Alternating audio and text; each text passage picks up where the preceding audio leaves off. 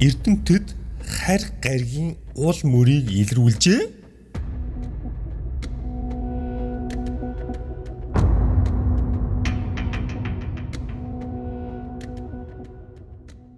За өгсөр шүнжэнгөө унтаж чадсангүй та нараас чат ирээд энэ хүн нийтлэг над руу бараг 1000 хүн явууллаа. Тэгээ одоо хэдүүлээ харцгаая. Тэр нь болохоор ямар нийтлэл вэ гэхээр цаг цагийн юмнаар гарсан нийтлэл Эрдэмтэд харь гаригийн уул мөрийг илрүүлжээ гэсэн сүртэй нэртэй нийтлэл байна. Тэгээ хэдүүлээ шууд харцгаая. Хэр үнний ортой хэр сериосны мэдээлэл вэ те?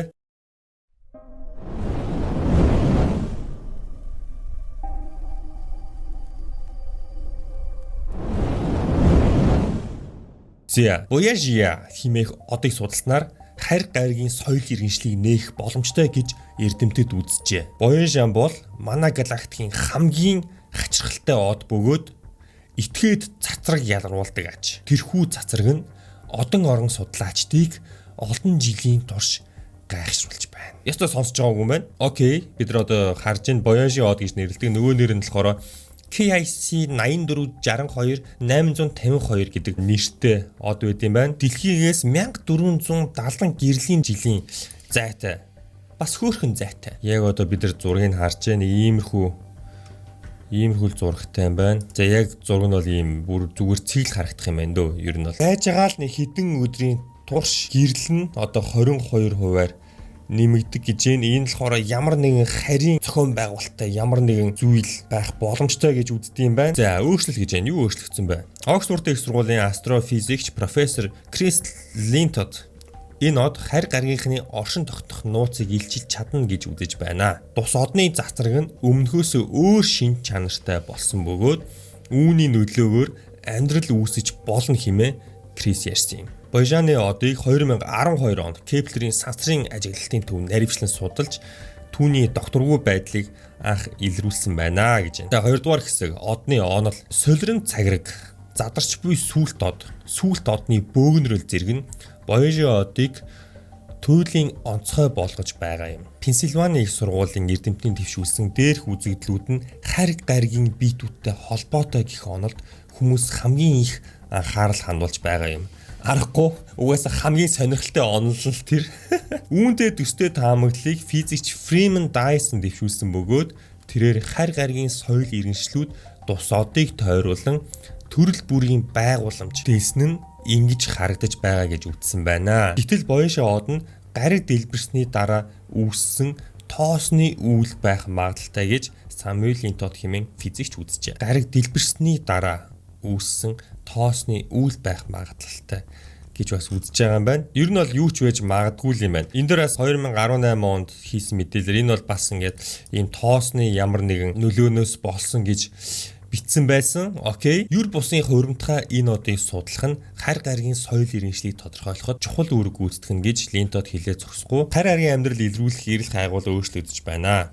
Өмнө бид зөвхөн радио дурангаар сансар огторгойд үл мэдэх амьдралыг илрүүлэхийг оролддог байсан. Гэтэл бид одоо ганцхан радио дүлгөөн хангалтгүй гэдгийг ойлгоод байгаа. Хүн төрөлхтөн ганцхан радио дүлгөөн тулгуурлах шаардлагагүй болсон гэж Линтод хэлээд үүнээс илүүтэй засрах туяа таталцлын хүчийг тооцоолж харь гаригийн амьдралыг хайх болсон гэвэ. Үүний зэрэгцээ радио технологи үеэ өнгөрөх цаг ойртож байгаа тул хүн төрөлхтөн 50 орчим жилийн дараа радио дүлгөөний хэрэглээнээс салах ажээ. Их зүйл өөрчлөгдөхгүй. Линтод энэ тухай үнэхээр харь гариг дээр амьдрал байгаа бол тэдгээр харийнхан радио дүлгөөнөөс илүү үр дүнтэй технологи нээсэн байж таарна.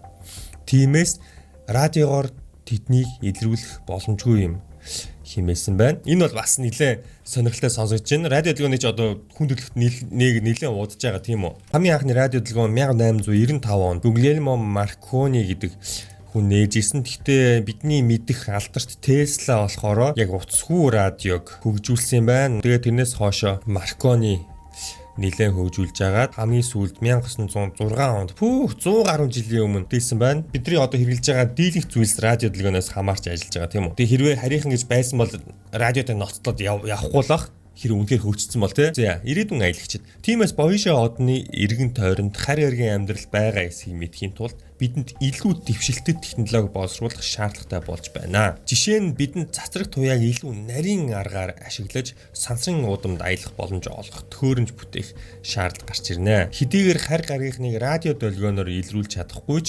сансрын хөлгийн ялруулж буй тусгай туяаг илрүүлж чадах радар бүтээх хэрэгтэй. Тэгсэн цагт бид тэднийг олж чадна. Ийм төхөөрөмж бүтээхэд асар их хэмжээний өвөгдөл, дүн шинжилгээ хийж чадах компьютер хэрэг болох юм гэж Клинтон хэлжээ гэж байна. Ер нь бол бид нар энэ ашиглаад байгаа юмаа сайн хөгжүүлэх хэрэгтэй л гэсэн байна. Тэгэхээс нааш бол бид нар харийнхны талаар ер нь бол олж барах харахгүй хаа гэсэн байна. Хүчтэй байгаарай гинэ. Хүчтэй байгаарай. Үннийг заавал олоорой. Зургийг оруулаарай амжилт. Харийн лалруудыг амьд ахуудаа нэг харчих юмсан гинэ. Одоо болтол хараагүй юм уу? Өндөр уулын бүсд очоод зүрүү хараатай дуран бариад харуу бүрийгээр хөнгүү газар ганцаараа дуулаад сууж бай. Хүрээд ирнэ. Айгаад өмдөндөө авчихав. Гадна төрсөн ивгүй шүү.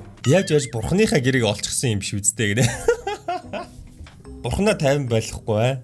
Янз бүрийн дохио явуулаад байгаа юм шүү. Би харийнхантай холбогдох гэснээс биш дээ. Түрүүний бидний ярьдаг радиог бүтээж байх явцад Tesla хэдэн долгион хүлээж авсан байгаа юм. 1899 онд харийнхантай холбоо тогтоосон гэж яриа гардаг. Тэр нь болохоор ийм химнэлтэй дуунууд хүлээж авсан юм байна. Хамгийн их радиог нээгээд удааг байх та. Тэгээ тэрийг бол харийнхантай холбогдсон гэж бол үздэг гэсэн ярианууд маш их байдаг. Би энэ талаар бол зөндөө сонсч ирсэн. Тэгээ 1910 онд бол Tesla New York Times сонинд бол захиа явуулсан. Тэрхүү захианд болохоор энэ дохио бол Марс буюу ангараг гаригаас ирсэн дохио гэж бол үзсэн юм байна. Тэгээ энэ талаараа бүр New York Times руу захиа бичижсэн юм байна. Тэгээ өөрөө бол тухайн үед аюу айж исэн. Маш нууцлаг тийм дохио ирсэн. Лабораторид шүн ганцаараа байхдаа бол тэр дохио хүлээж авсан юм байна. And found that Nikola Tesla was getting signals from this in the late 1800s.